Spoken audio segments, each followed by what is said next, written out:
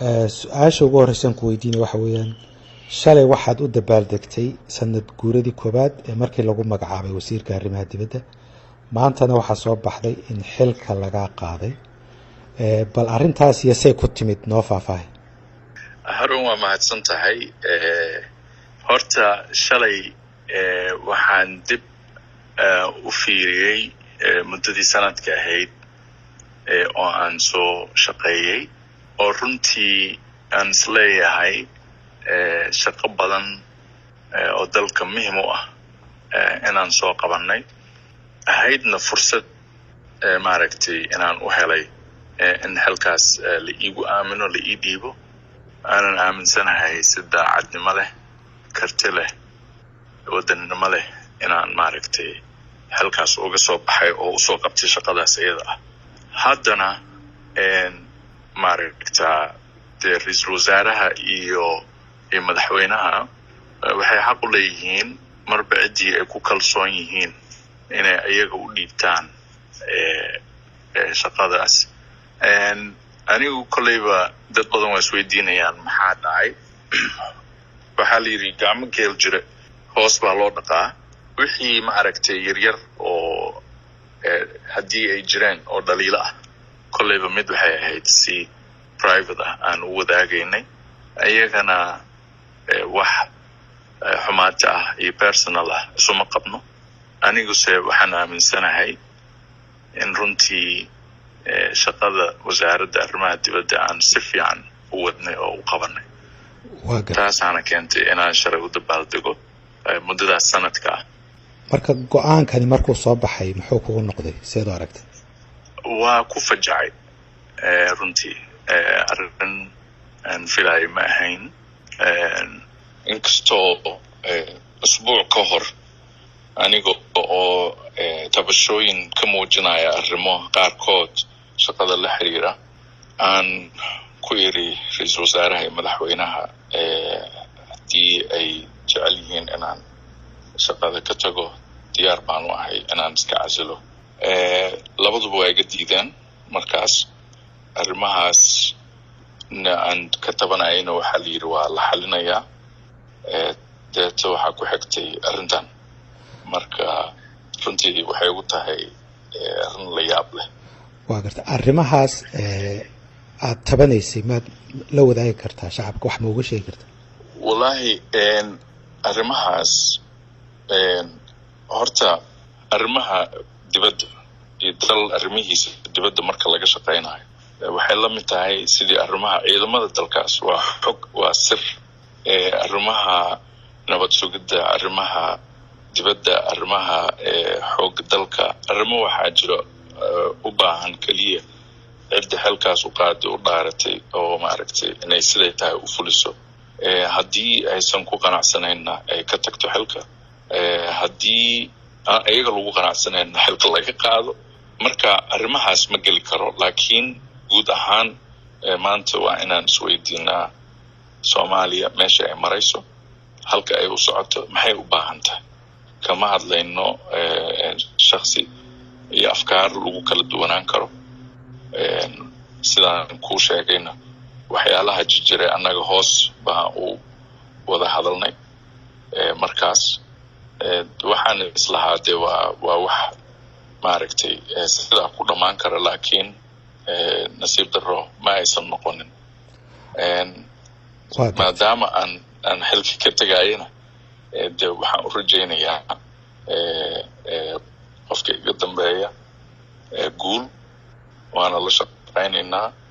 waxaana ka codsanayaa dhammaan diblomaasiyiinta soomaaliyeed iyo wasaaradda arrimaha dibadda shaqaalaheeda in sidii ay aniga ila shaqeeyaan oo kale ay ula shaqeeyaan wasiirkaas cusub. waa gartay. xiriirkiina wada shaqaynta sidee buu ahaa ra-iisul wasaaraha iyo madaxweynaha? ra-iisul wasaarahan ku horeyno. arrimaha dibadda in badan ra-iisul wasaaruhu focuskiisa wuxuu u badnaa arrimaha siyaasadda iyo arrimaha gudaha, gaar ahaan wixii la xiriira doorashooyinka. dabcan wasiirka arrimaha dibadda qayb baa kaga aadan arrimahaas qabashadeeda oo aan ka wada soconay. sidoo kale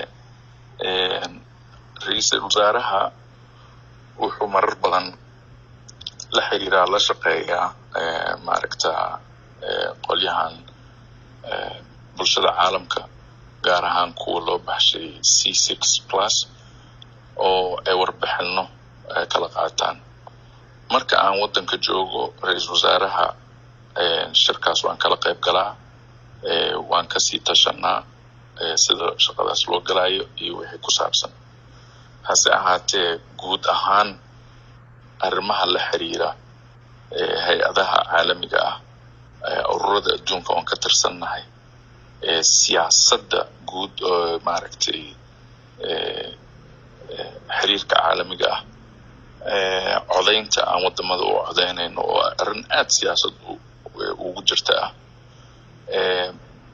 wax badan oo prime ministerka aan ka wada shaqeyno ma jirin. madaxweynaha u badnaa arrimahaas aad u danaynaya ama u daneeya.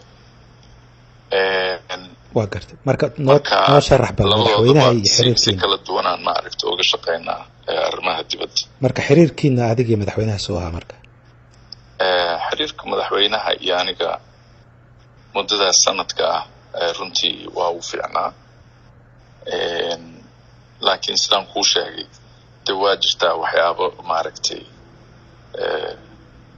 lagu kala fikir doonaan karo, laakiin xiriir shakhsiyan aad runtii oo xiriir fiican wey. waa gartay. marka dadku waxay isweydiin karaan qofka ay kala fikrad duwanaadeen ma ra-iisul wasaaraha mise waa madaxweynaha mise waa labadooda? taas waxay la tahay waqtigaan u daynaynaa, because waxaan jeclahay sidaan kuu sheegay in arrinta aanan shakhsiyad aysan noqonin, runtii aan ka hadalno waxa waddankan u fiican iyo meesha uu socdo. soomaaliya maanta runtii waa waddan ka soo baxay muddo dheer oo burbur iyo dagaal ay ku jirtay, loo aqoonsaday in ay ku soo noqotay masrixii ama stagekii caalamiga ahaa. maanta aan ka mid nahay wadamada aad loo danaynayo in maaragta la helo saaxiibtinimadooda iyo codkooda. saakadan qaar ka mida diblomaasiyiinteena waxaan ka wada hadlaynay electionka soo socda iyo sidii aan ololaha ugu geli lahayn in soomaaliya ay ka mid noqoto xubnaha wareega 15 xubnood ee golaha amniga iyo nabadda ee Africa. shaqadaas saakan hayn oo aan ka wada hadlaynay. waxaa kaloo aan u diyaar garoobaynaa in soomaaliya ay ka mid noqoto golaha ammaanka ee qaramada midoobay. 10 xubnood oo wareegta ahaa jirta. haddii dadaal badan aan gelinana runtii arrintaas waa ku guuleysanaynaa sanadka 2023, 24, 25 inaan fariisano halkaas. labadaas arrimood keliya haddii soomaaliya ay ku guuleysato, soomaaliya waxay cod weyn ku lahaanaysaa kow arrimaha soomaaliya taagan oo aad la socotid sida aan African Unionka iyo iskugu haynay fikradaha kala duwan oo aan wadnay, oo taas wayna sii xoojin lahayd. midda labaad, soomaaliya waxay ka dhigaysaa dee waddan markaas haddaba sida aan uga mid nahay golaha xuquuqul insaanka United Nationka in aan talada wax ka soo jeedino, wax ka talino oo soomaaliya ay leadershipka yeelato, ama ha ahaatee heer qaaradda Africa ama ha ahaato heer UN-ka iyo adduunka oo dhan. marka anaga halkaasaan hiigsanaynaa. taas way waxaan rabno. waxa aanan rabin soomaaliya waxa weeye inay dhacaan wax qalalaase amni darro keeni kara.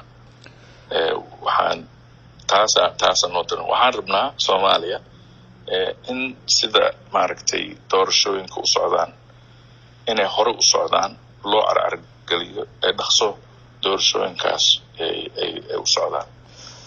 marka aniga taasaan u jeedaa. waa gartay. doorashooyinka miyaad danaynaysaa xildhibaannimo ama jaga madaxweynenimo? doorashada xildhibaannimada horaan u sheegay meelo badanna ka sheegay waa danaynaya taas markeeda ayaan maaragtay fiirinaynaa. tan madaxweynenimada sidoo kale horaan uga hadlay hadda ka hor waan tartamay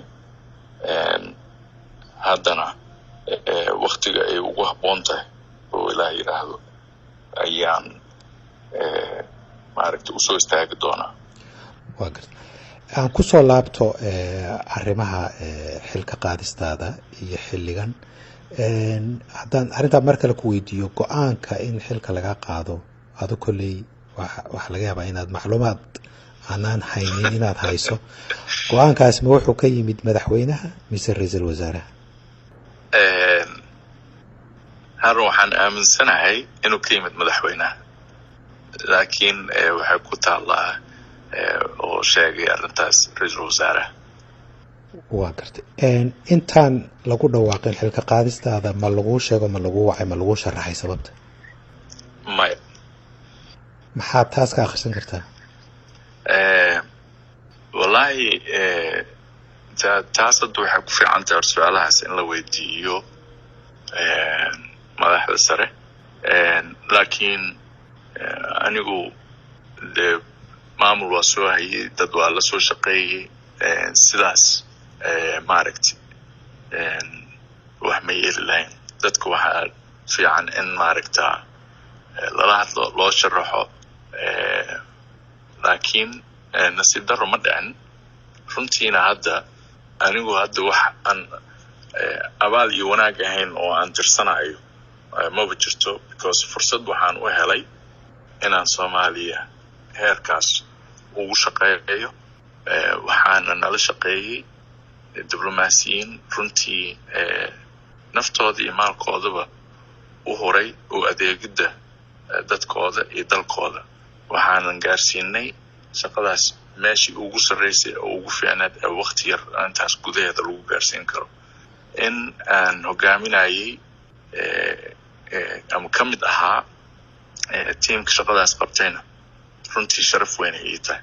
marka taasaan jeclahay inaan focuskayga saaro wixii noo hagaagay oo noo qabsoomay, ayna noqonin dhowrkii saacadooda ugu dambeysay legasiga ama waxa laga xasuusan karo maaragtay shaqadaas.